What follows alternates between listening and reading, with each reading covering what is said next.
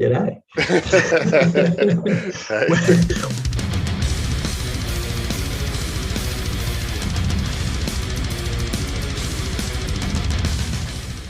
Simon, thanks heaps for coming on the show, man. It's good to see you. Yeah. If it's all right with you, I wouldn't mind going back to the start to start with, if that's okay. Break my brain back that far. We'll give it a crack. Yeah. All right. So yeah, back in '88, you're part of the original lineup before the name change and everything. What do you remember Acheron first getting together? What do you want to know? Well, like just how it all came together and all that sort of thing? Or? Yeah, how'd you meet, that kind of stuff? Yeah. Look, we're all local boys from Melbourne, from a little suburb in the northeast called Montmorency, except for drummers, but otherwise the rest of us came from there. So, such a long time ago, 88, wow. Yeah, so look, we used to get together at this metal venue called Bell Street Rock back in the day. And I remember one day having a conversation with the guitarist then at the time, David Abbott, or Abs as we affectionately know him, and the drummer Michael Colton, and said, let's get a band together. And Dave obviously being a guitarist and Michael being the drummer, and I said, well, look, I'll sing. And yeah, so we got together and just started jamming out what was appealing to us at the time, which at that point in the 80s was, would have been like early Sodom, Bathory, what else? Probably Slayer. Predominantly more so what was going on in Europe, though, I think was the early stuff we started jamming out, and then it wasn't too long after that we started doing originals as well and performing our own music. I was pretty heavily involved in underground audio cassette trading back in the day. So yeah, that sort of like paved the way for us to sort of like define our sound and our style, I suppose, back at pretty early on in the piece. It was like, early demos of, especially what was happening in Sweden was very appealing to our ears. So early demos of like Grave and Dismember and early Entombed back in the Nihilist days. And a lot of what was happening there was a big driver for us. Awesome, man. So 1991, the EP comes out, Deprived of Afterlife, on a French label, Corpse Grinder. Yeah. So the kids don't understand, but they're like, we couldn't just get on the internet back then. How'd you get together with a French label? Well, because I was doing all the tape trading with people all over the world, we were already sending the Acheron demos out overseas, and the guy from Corpse Grinder had ended up with a copy of the demo, and he contacted us via snail mail, and said, look, I want to do a 7-inch with your band. So we went into the studio, and those 2 tracks were the ones that we had at the time, and I sketched up the artwork for the front as well. And yeah, that was that. Got it out through Corpse Grinder, which was pretty cool. So I think he sent us like a slab of 7 inches as payment, and then he took care of all the international distribution and promotion and everything else from there. So yeah, that worked pretty well. Yeah, it's cool. So back then you did some pretty awesome supports early on as well, like Carcass, Morbid Angel, Pungent Stench, all back early 90s. What do you remember about that? You must have some good memories from back then. A lot of good ones actually. We did some look, we've been fortunate enough to do some absolutely great supports over the years, even up until recently. I think it was like not last year, because last year didn't happen. 2020 straight. Back end of 2019 we got to play with Immolation and Dark Funeral, which was pretty cool. I mean, I've been a fan of Immolation since their very first demo, so to play with them was actually probably, out of all the supports and everything else we've done, was just that most recent one, just back in 2019. So that was super cool. But yeah, look, some great ones over the years. National supports with, Morbid Angel and Carcass and Cradle of Filth and Cannibal Corpse and so on and so on. there's been some really good ones. There's been some that were like not as good, but all in all, most of them have been really good. Most of the bands have been really nice. You know, it's always a treat to go and do those international supports and play in front of people that we wouldn't normally play in front of. Sorry, so we've got like our regular, I suppose, crew that come along too. But like when you get that international, it expands things out a little bit more and gives you the opportunity to perform in front of new people. So yeah, that's always a really, really big plus. But yeah, look, lots of great times being on the road with all those bands over the years. So yeah, it was fun. Oh yeah. Yeah. So 95, you know, the name change happens and the self-titled album comes out through Thrust, part of Shock Records. What do you remember about that recording? Quite a lot about the time. I used to work at Shock for quite a number of years. I was running the metal department there for quite some time, and was responsible for pretty much most of the metal that was coming into the country and what people were listening to. It actually passed through these ears first before it got to you. Yeah, that's cool. Which is sort of weird when I think about it. People are like, oh, have you ever heard of this band? I'm like, yeah, you probably wouldn't have heard that band if I hadn't picked up on that band and actually brought it in. I mean, you may have, you may not have, but you know what I mean? It was because it was all physical media back then. It was a lot of it that came through was, you know, pretty much on like what I decided on. So yeah, we'd well, we started at I started at Shock in '94, and then yeah, pretty much went up to and said we wanted to do the EP first, so the Transgression from Archon, which we obviously called because of the name change over to Abramelin. Yeah, the EP recording was fun. We did that at there was this commercial radio station back in Melbourne at the time called Double TFM, and it was like a pretty you know, just like, what do you call it, like pop rock, so it's super commercial, you know. But our bass player Justin was working there at the time, and he had access to the studio on the weekends. So the hilarity of the situation was it's like one of the most, you know, cheesiest bloody commercial pop rock stations was where we recorded the first Abramelin EP.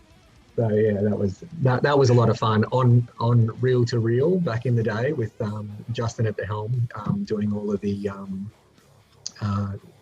the engineering beside it as well too, and then we sent it off to another place for mastering afterwards, and then got that one out, and then it wasn't, and we already had like quite a few songs in the bank by then too, so it wasn't too self-titled album, which was long overdue. I think we actually had a couple of cracks at the self-titled. I know we definitely had a couple of cracks at Dead Speak. But I think even with the self-titled, it was like we did it and then we weren't happy with it and then we did it again. But we were on such a shoestring budget back then. We just like did the best we could, and sort of the audio is what it is and whatever, because it's, you know, such is life. No, it's a great album, man. Yeah. I read that the CD was withdrawn here in WA. I've still got mine. I got the proper insert and everything. But oh, nice. But good luck with that. Yeah. What do you remember about that? The recall and everything. Yeah, the first album, they that was around the time that there wasn't, I don't think like the OFLC, which is the Office of Film and Literature Classification, I don't think they actually existed back then, but there was this sort of like, you know, if you get something happen, it was to do with the governor or something. But they had that time where they went through and they were just like, you know, cracking it with metal and cracking it with horror films and like everything else I love. Fuckers. Yeah. So, so there was, I think like there was a couple of Cannibal Corpse albums that copped it. There was Pungent Stench, Bean Caught Buttering, Autopsy, Severed Survival. I know, because as I said, I was working in the industry, so I had to deal with mopping up a lot of this shit. What else was there? I think maybe a Deicide album. Maybe, I don't know. There was a bunch of other stuff anyway, but we got caught up in it as well too. Like, which I always find hilarious. That like someone who's not into death metal would actually take the time to go and pick up a death metal album and read the lyrics and then go, yeah, I'm offended. It's just like, fuck off. Why are you even reading it? You know, I think it was a lot of, you know, I mean, I'm just going to generalise, but like, you know, church-going mums who probably like walked into their son's room and picked up the CD and just went, ah. So yeah, they'd taken a peek at my lyrical content, which I'm quite proud of, mind you, and decided that they didn't like it so much. So yeah, it got banned. So we had to pull all of those copies from sale, which was no mean feat back in the day to have everything come back.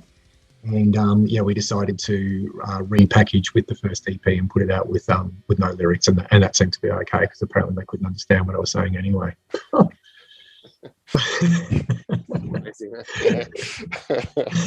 What's wrong with them? Yeah. Yeah. Cool. So yeah, 2000 Dagspeak comes out. Yeah. The cover's got a pretty different look to the earlier stuff. Was that a choice to kind of go the green different look, you know? Yeah, it looked just something different.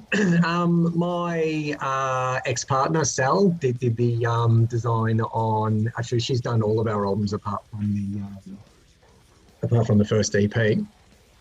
So, yeah, we were dicking around at the time with a few bits and pieces, and she said, what about this, like, sort of spooky underwater theme? And I'm like, sure. I don't remember the storyline behind it. I remember her working on it and where we were living at the time in Geelong and everything that, excuse me, and everything that came with it. But I don't remember what the original concept and stuff was behind it and why we came up with that. She probably just had a heap of cool underwater images and stuff and said, what about we do this and we'll splice in some carnage? I'm like, yeah, sure, sounds good. So that's pretty much how it came together. Yeah, cool.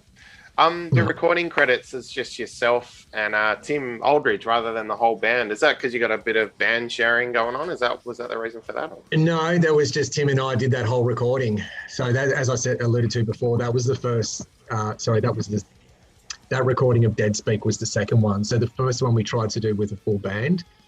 The drummer that we had at the time, it didn't work out so well. So we tried laying down the drum tracks a couple of times, and we just couldn't use them. And we had delay, and then we were like in between band members at the time. I think we'd like done a drummer changeover. We didn't really have a steady lineup, and to then it was a couple of people have asked us this on tour, and it was basically like, look, if we hadn't have recorded Dead Speak when we did, it might never have come out. We'd sort of like waited, and then Tim was like, you know what, screw it. I'm just going to go into the studio. So he went into the studio with Richie, and they basically just did everything. They like just, you know, programmed all the drum tracks, and then he did the bass, he did both rhythm guitars and did all of the leads and everything else over the top. So nice work, Tim. And and then I just had to go into the back end and do all the vocal arrangements, and then we sat there and, you know, worked on it together, and that was the end result. So it literally was a collaboration of just me and Tim on that one. Through, not that we didn't want to work with the band. I mean, I would have loved to have, like, you know, a proper full band in the studio, but it was just, we just couldn't get it to happen, unfortunately. So okay. Yeah. So a little while after that, you guys sort of disbanded for a bit. What happened there? Nothing in particular, to be honest. We did the tour with a national tour with Cradle of Filth that we finished up in WA, I think it was, yeah. And then we came back, and it just, no one really rang each other anymore to say, you know, hey, do you want to go do rehearsals next week? Have we got any other gigs coming up? Have we got whatever? It was like this really organic pause that lasted for 14 years. So it was there wasn't anything in behind it. There was no arguments, nothing. It just sort of fizzled out. Really spontaneously. And that was that for until we got back together for the benefit gig in 2017, I think it was. Yeah. Or whenever it was. In between, in that gap, that little dead zone there, 2013, the Transgress and the Afterlife comes out, the complete recording up. What prompted that, seeing as you guys weren't sort of together at that time? No, we weren't, but I was pretty good mates with a guy, or still am actually, from Century Media, from back when I was working with doing the metal distribution and all the labels, I became really good friends with a guy called Eula. And I think he was like not necessarily working with Century Media at the time, but he was doing some contract stuff with them. And yeah, our CDs at the time were like selling for stupid money. That first Abramelin album was selling for like, you know, $250 US or something crazy like that. And he spoke to one of the guys at the labels and said, you know, hey, how about doing a discography with these guys? Like, they've got a bit of material, they've been around for a long time, yada yada yada. So yeah, he approached us and said, do you want to do this? So yeah, that was in between in the lull, even though we weren't doing anything. Yeah, Tim and I got together and actually worked on that one and went back through the archives and found like old photos and audio cassettes. Actually, check this out. Hang on. Yeah, okay. I've got this shit sitting in a box just here. And no, I didn't prepare this earlier. I was cleaning earlier and I got all of this stuff out. So there's like, yeah, first CD, the demo. Then there's all these like original just like promos and stuff that we did that ended up on there. And then I've got like all of these old, I mean, they didn't end up using them, but I've got all these old like VHS cassettes of old gigs with like us and Carcass and Necrotomy and yeah, old Archon gigs from like the early 90s and shit like that. I've got to do something like these at one point before they like go to waste. Yeah, and like even the original DAT cassettes of the recording. So that's the, which one's that one?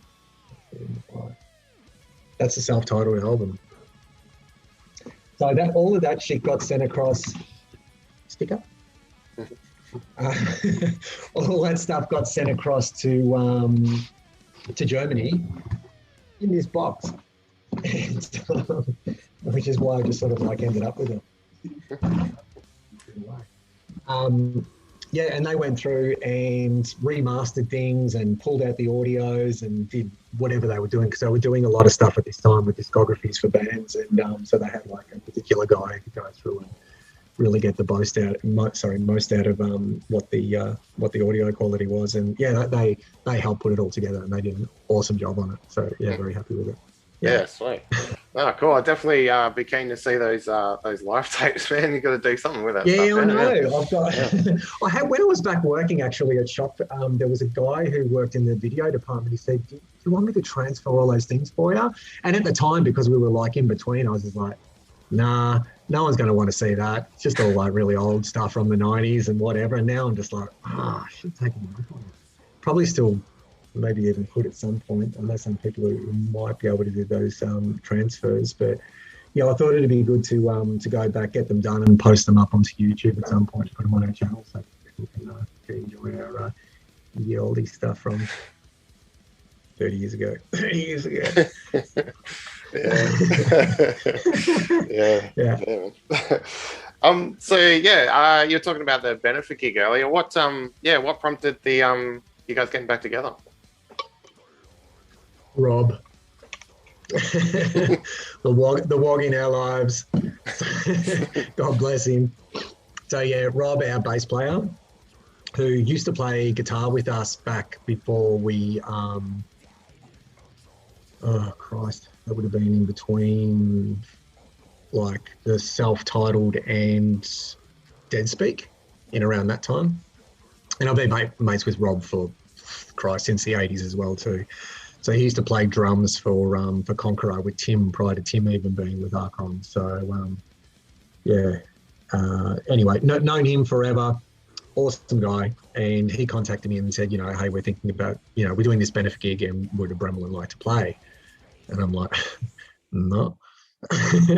As you know, it's been a really long time and I don't know, man. I'm not really feeling it. And it was a benefit gig, you know, to feed the homeless in Melbourne, that sort of thing. So maybe I said, look, if you go away and can organise all the other guys, I'll come and sing. And sure enough, he did. So that's basically what pulled it together. And So yeah, and that lineup is still the same as it is now. So it was a real plus getting Matt back on guitar, because Matt was playing with us prior to us just splitting. But then he'd been over in the UK for over 10 years. You know, bloody tearing up a black metal storm over there and doing everything he was doing. So it just ironically, he just got back to Melbourne. He's like, yeah, I'm back living here again. Do you want to play? Hell yeah. And we're like, oh, fuck, we're almost there. And then Tim said we're going to get this guy called Dave to play drums for us. And I'm like, all right, whatever. I met Dave once before at a gig. Didn't really know too much about him or anything. I hadn't even heard of Psychroptic. So it was just like, okay, just because I've been out of the loop for a while. And yeah, Dave turned up and had that first rehearsal. I was like, holy shit. This guy can certainly play drums. So yeah, that first rehearsal back was yeah, it was pretty special. I'd say that was like probably one of the most I don't know. I was the most anxious I'd been, just because I hadn't done it for like 14 years. I didn't know if I could still sing. I didn't know if, like, you know, it's so yeah, it was pretty interesting. But anyway, that was it. So yeah, so thanks to Rob, we're back. Excellent, man. Yeah. Yeah. So last year, smack bang in the middle of COVID, Never Enough Snuff comes out. Yeah. So was it looks self-released? Is that right? You guys put it out yourselves? Correct. Yeah. Look, we did shop it around. We did the recording. We did a demo of I think of Never Enough Snuff and Full Gore Whore were the first two tracks that we like laid down. We shopped it out to a few peeps, and some didn't even come back to us. A few did, and we're really nice about it too. We're like, look, love it, great, everything else too, but you know, unless you're over here, you know, touring and doing all of that sort of stuff. And I was just like, it's cool, I get it, you know. So yeah, we tried with a few different labels, didn't work, and then once again, it was just like, look, we don't put this out ourselves, it's not going to happen. Actually, Rob was helped us inspire to do that as well, because he just recently had done his Butterfly album and had done the same process. So it was, and Dave had done some stuff with Psychroptic. So Dave gave me the links for some CD manufacturers to go with, and yeah, Rob had just, you know, had organised to get the vinyl done and everything as well too, because that was the other part we were looking at and thinking of, fuck, how are we going to get this organised? And of course, just as we went to do it, fucking COVID came to town and just fucked up everything. So I mean, just the release of the album in general was pretty annoying at that time. It's like your first album in 20 years and you're like, yeah, and then it's just like, wind sucked out of the sails. So yeah, but as shitty as it was, and the fact that we still haven't had the chance to do like a national tour to support the album, although there are shows coming up, we'll talk about that shortly. It sort of ended up being not such a bad time, because like everyone was stuck inside, lockdown, all that shit, a lot of eyes on screens and nothing else to do. We, yeah, managed to get some good coverage there and sold out of that first pressing. So I tore through it pretty quick actually. So and there hasn't been any CDs available for months. Until we get the international release up and running, which is coming in September, I believe. Yeah. That's cool. Yeah. The songwriting credits on this album says all music and lyrics by Abramelin, whereas the earlier stuff you kind of got names attached to things. Was the songwriting process different this time? Not really. I think we put that on the you know what, I think we did that to start with on the maybe on the CD, but the vinyl we changed it. We went through and actually tweaked it so we could see who did what. I mean, obviously Dave did all the drums and wrote all the drums himself, which is a huge credit to him in the way, like the arrangement of the way that the songs came. So yeah, so Dave did all the drums. Matt wrote The Peeler is one of his songs, and then Tim wrote pretty much everything else. But then it all sort of gets arranged as a band anyway, you know, like they'll sort of say, you know, do this. But And then I'll be like, okay, I've got lyrics for this bit. Can we chop that bit? Can we shorten this? Can we change this? So it's, you know, as a band, we'll sort of like get in and massage it. I suppose those guys have been responsible for the nuts and bolts of laying out the, okay, here's the basics. But then when everything finally comes together, it's yeah, it is a collaborative effort between all five of us. Yeah. And we all work together really well and have a pretty good laugh with it on the way. So it's, yeah, it's good.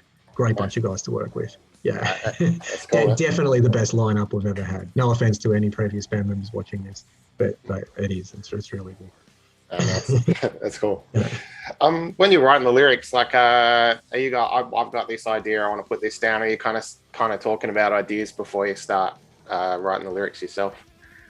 Yeah, lyrics I do independently. For those who don't know me or haven't read anything else in other interviews or whatever, I'm a massive horror fan. I read horror pretty much exclusively. I watch a lot of horror films. I sing about horror. It's horror. So I'll come up with an idea for something and then basically just flesh that out as best I can. And they're written over a period of time, just like when an idea strikes me, I'll just like, idea, and I'll get on my phone and just bang out a song, you know, and then I'll go back and maybe massage a little bit, something like that. But it's, predominantly taken from, you know, inspiration from all of those things, books, films, whatever else, still just general ideas that pop into my head at the time. So I'll do those independently, and then the guys will have music and they'll go, right, we've got this song. Have you got lyrics that fit over that? And I'll be like, let me go to the bank. And then I'll have a look through and I'll go, yeah, I reckon this one will work. And then I'll go through, and then that's the part where I might go back to them and say, okay, can we chop and change a few bits and pieces here to make this fit? And they're like, nah, make your lyrics fit. And I'm like, no. So then I'll go back and rewrite the lyrics to make that fit or whatever. So, yeah. Yeah, that's cool. I really like the artwork. So I got it here. The way it kind of reminds me of the old Cannibal Corpse. You know, when they had the black covered CDs where you couldn't see the artwork, so you pull it open. I was responsible for all of those black covers as well. That was a yeah. I mean, look, it's Never Enough Snuff was the first song that I wrote back as when we came back. We'd gone through and we were jamming all of the old material to get ready for this show. And then the guy, Tim's like, I've got a new song. He actually wrote a lot of Snuff back over the years in that downtime. So that those songs already existed, but it just, it never really come out. And then so they started jamming Never Enough Snuff. And I'm like, well, what the fuck am I going to do? So I sat down and just wrote the lyrics for it before they'd even finished learning the song. So it took me probably 20 minutes, half an hour to write Never Enough Snuff. And it hasn't changed. Exactly what you see on that final thing is exactly what it was. And I was just like, hey, I just wrote this. And they're like, whoa. So I just read a book called Survivor, which is about snuff films. And it wasn't, ironically, it wasn't the first book I'd read on snuff films. I'd read another one around that time too. So both of those books were rolling around in my head, and obviously just write for lyrical content. So I just smashed that out.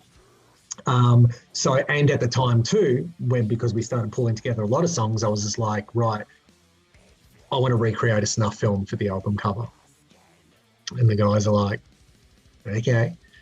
And then there was a lot of stuff going on, overseas with bands, and a lot of bands were actually starting to censor themselves and not, going, oh, we can't do this because it's a bit over the top and whatever else too. And then it even got to a point with us too, because we'd done the photo shoot quite a while ago.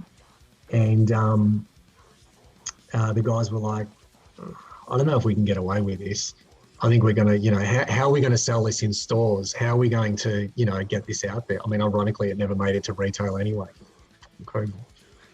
So all sales were online, but we still had the digital side of things to deal with. So I didn't think that Spotify and whatnot would would respond to favorably when they saw the cover of Never Enough Snuff. So then it was like, okay, well, we need a secondary cover to go over the top. So I hit up Sal once again, who did Dead Speak and Self-Titled, as I said. So and she's like, Leave It With Me, which is like, and we did actually go through a few different covers. There was a couple of different things we tried. We had like a warehouse scene where there was like, you could see a snuff film had been filmed, but it was like the aftermath. So it was just like, a space with like blood and this and that and whatever else too. And so that nearly made it. And there was another one we had, it was like, to make it packaged.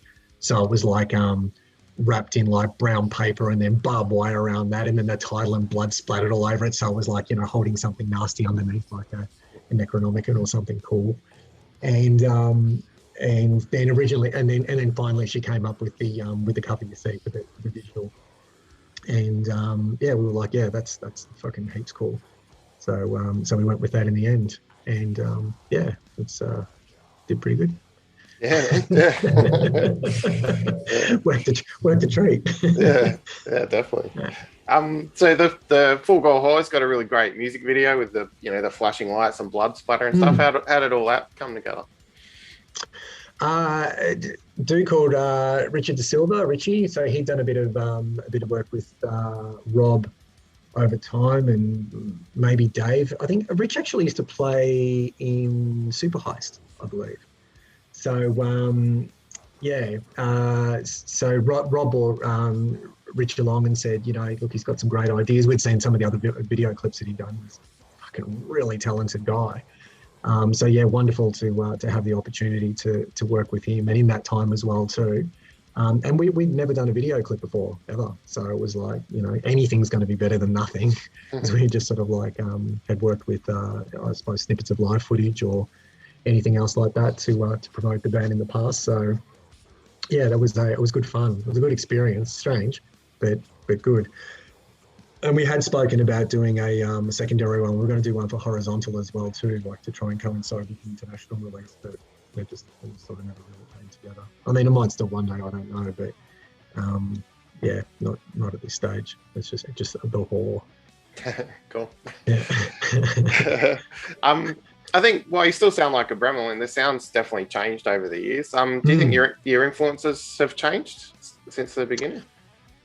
Well, yeah, 100%. I mean, it's, as I said, back in those early days, it was very much, from that underground tape trading that we were doing back then and listening to all those early demos is what was influencing us. And I mean, now, 30 plus years on, I don't think that I would say there's a lot that is influencing us as such. It's we just more create music and influence ourselves. I mean, my lyrical content certainly hasn't changed over the years. If not, the prose has got a little better, and it's still just as gross as it was at the start.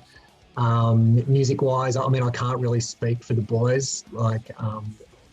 You'd probably have to check in with them directly to see, what bands they're listening to and what they're picking up on and everything else too. But asking from my perspective, I think it's just whatever comes to them and what they roll with is what we end up with. So, yeah. Yeah, cool. It's funny. So I agree. I don't think your lyrical content has changed, but the sort of how can I put it? The tone of the look of the albums or whatever sort of changed. So the first album looks like this is serious kind of thing, and then you get the new one, and it's still serious, but it's kind of funny, a bit tongue in cheek as well. Was that like an intentional thing? No, I mean, it's, for all I say, I'm into horror and gore and bloodshed and everything else too. I mean, I'm pretty silly person and with a good sense of humor. Yeah, man, yeah. I think I like to think that a lot of the horror and all that sort of shit is an outlet for a lot of stuff, which leaves me cheesy. So there's always an underlying tongue in cheek and cheese to my content and what's going on. As graphic and as brutal as it can be. I mean, the actual album cover, I mean, is pretty full on. A lot of people see it and they're like, well, you can't do that. We did. Yeah. So, that was the other thing I was going to say with the album cover too. A lot of, if not all, but a lot of death metal bands tend to go for fantasy art. If you know what I mean, it'll be drawings of whatever carnage and whatever else too. No one does photos. And I was just like, that's why I was I really wanted to recreate a snuff film and have it photographed, have live actors actually doing something and make it look as real as possible. We were so blessed in that department too. I've got a mate who's a really good photographer.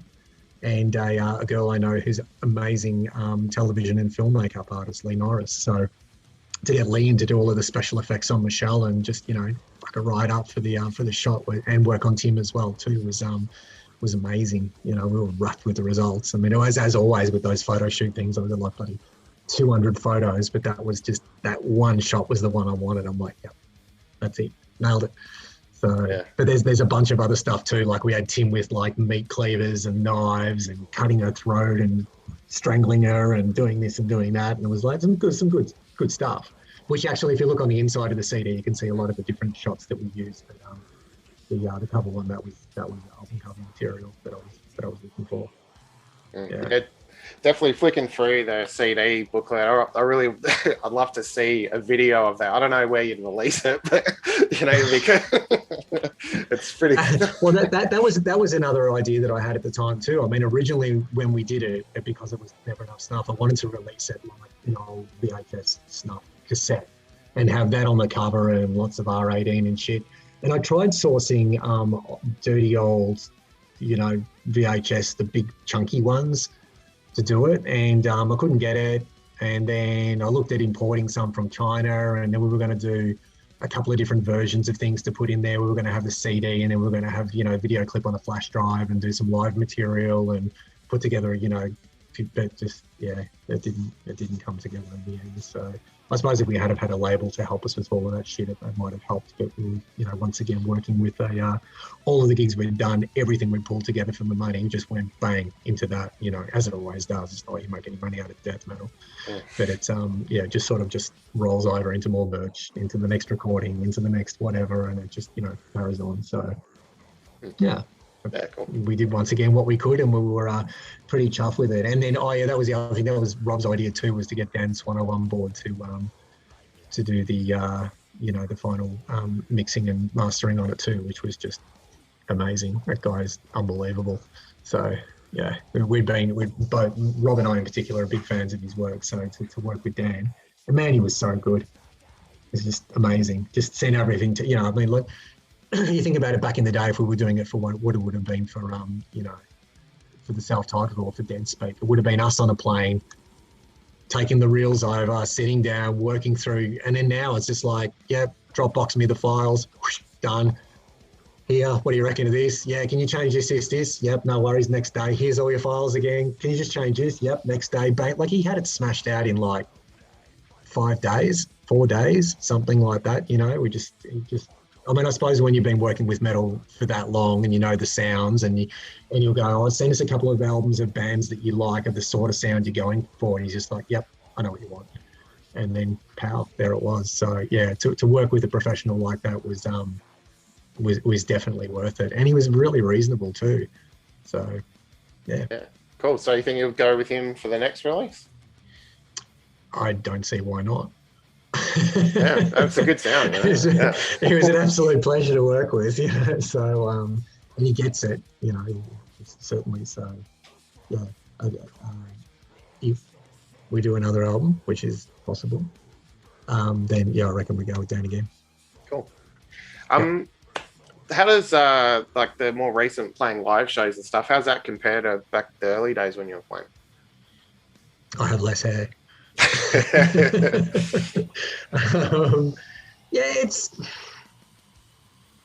same but different. I don't know, like the scene's definitely different to what it used to be. It used to be so much stronger back in the day for local bands. It's just, I don't know. I think it was like there was always something on every Friday and Saturday night back in Melbourne. Like you could pretty much go to a metal back in the day, you know. Not so much that, well, I mean, there's no fucking gigs now, but you know, if if there was, they wouldn't be as regular as they were back then. Like the scene was really, really strong. So you had like, you know, all your regular bands who were playing at the time, and then all of the same regular punters, you know, and then the crossover of everything in between. So yeah, and a lot of the shows we used to do back in the day, well, not a lot, but quite a few of the shows we used to do back in the day too, I'd like always try and organise as crossover shows. So we'd like maybe try and play with some hardcore bands or some, extreme punk bands or something like that. So that each different group got access to something same but different, of another genre. And I think it makes it more interesting too. If you've got like 3 death metal bands who sound pretty much same playing back to back, it's like, but if you can throw in, like an extreme hardcore band and a thrash band and a death metal band and a something else to it, just, mixes up the night nicely and gives everyone a little bit of flavor. So, look, I think just the regularity of it is different. I personally like the stuff now because we've got 2 promoters in the band, i.e. Dave and Rob, and I don't have to do shit, which is awesome because I had to do everything back in the day. And I think that was part of like what I got a bit jaded with it in the end. It was just, doing I mean, I was also spawned a part of like where I was working too, because I was working in the industry and I had access to everything. I mean, it made sense, I get it, but it was, got a bit tedious after a while, but it's really good now just to rock up to the shows and, talk to people and get up on stage and yell at them and then get off and have a beer with them afterwards. And I really dig it. So nice. Yeah, it's good. Yeah. Cool. Well, talking about shows, what shows have you guys got coming up? Well, we have. If they go ahead, we're supposed to be going to, the first one up will be Melbourne in October. And don't ask me the date because I can't remember. I think it's like the first week of October. We've got Melbourne at the Bendigo, and I don't even ask me who with because I don't know. Sydney is in late October, but looking at Sydney at the moment, hopefully that all gets cleared up by then. And then we've got, I think, Adelaide in November, I believe. So that's the 3 that we've got booked as of today. We've been talking to some other people about some other things, but that's nothing else in set out, locked in at this time. But those 3 are. Yeah, nice. That's cool. Yeah. And then of course, Petrichor are putting out Never Enough Snuff in September, 23rd of September. So that's cool. Get more ears onto that, Yeah, that works out really well. I mean, it's the fact that we haven't been able to do shows since. I mean, Christ, the first show will be like 18 months after the release of the album to support the album, which is just ridiculous. But that's just the world we live in at the moment, unfortunately. So, but it coincides really well with the Petrichor release coming out when it does, because within 2 weeks after that, we'll be doing shows and there'll actually be stuff going on. So hopefully that, even though it's a long, distance-wise a long way away, that, the people will see that there's shit actually going on with the band and there's a groundswell. So, yeah, it'll be good. Yeah, it's cool. You're saying earlier maybe more releases. How likely are we to get something?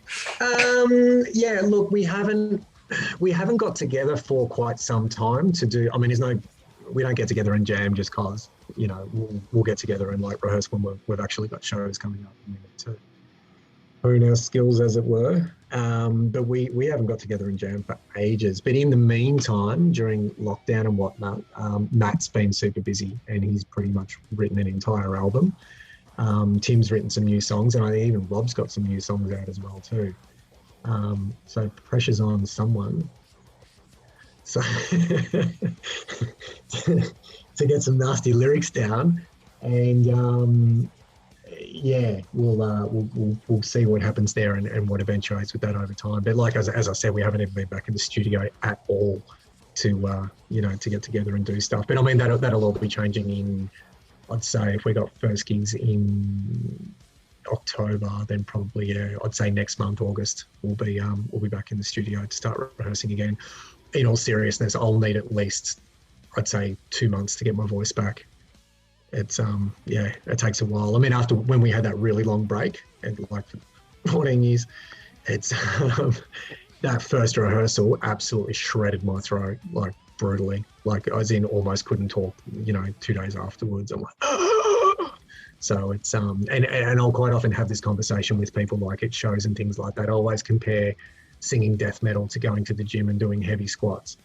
So if you haven't been to the gym for ages and you go and like chuck 100 kilos on and you squat, you're just going to be walking like a sodomized cowboy for, the next fucking week or so. And it's the same thing with singing too. Like if I haven't practiced, like I can do it, but it'll absolutely shred my throat. So I'll need to ease myself back into rehearsals over that period of time to get it nice and deep, and also to to minimize harm to my voice box as well. Yeah, man. Cool. Well, look, fingers crossed. We don't have to wait quite as long for another Abramelin release, and hopefully we'll see you on stage in WA again at some point, man. Yeah, that'd be great. It was awesome coming over there last time when we for that fest. That was really good fun. So yeah, it'd be good to get back over there at some stage. Yeah, for sure. Cool. All right, awesome, man. Thanks for your time. Thanks heaps for coming on. You're welcome. Thank you so much. Yeah, cheers, man. Indeed. All right, take it easy. Yeah, you too. Ciao.